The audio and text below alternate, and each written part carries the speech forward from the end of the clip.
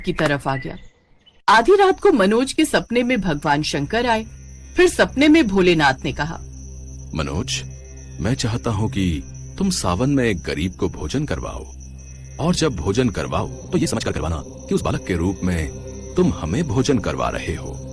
ये कहकर वो अंतर्ध्यान हो गए। कुछ देर बाद जब मनोज की आंख खुली तो वो उस सपने के बारे में सोचता रहा। भोलेनाथ खुद मेरे सपने में आए थे। मैं बहुत भाग्यशाली हूँ जो वो खुद मेरे सपने में आए। फिर मनोज ने सारी बात वर्षा को बताई।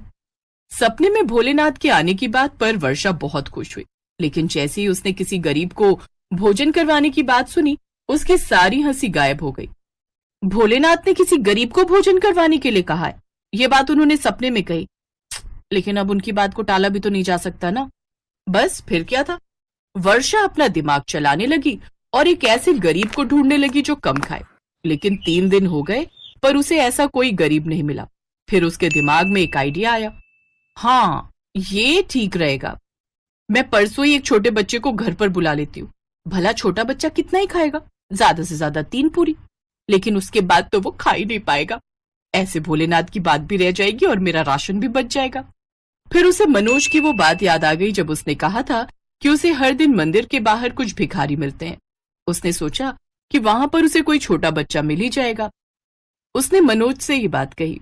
मनोज तो इसी बात से खुश था कि कम से कम उसकी पत्नी एक छोटे बच्चे को खाना खिलाने के लिए खुश तो हुई।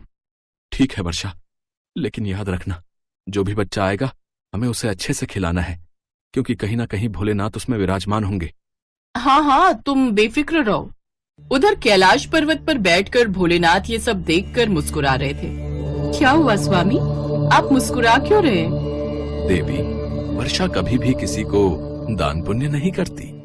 उसे किसी गरीब को भोजन करवाने के लिए कहा तो वो उसमें भी कंजूसी कर रही है। वो किसी बच्चे की तलाश में है ताकि वो कम भोजन करे। लेकिन आप ऐसा कैसे करेंगे? अपना पेटू भेष लेकर। क्या स्वामी?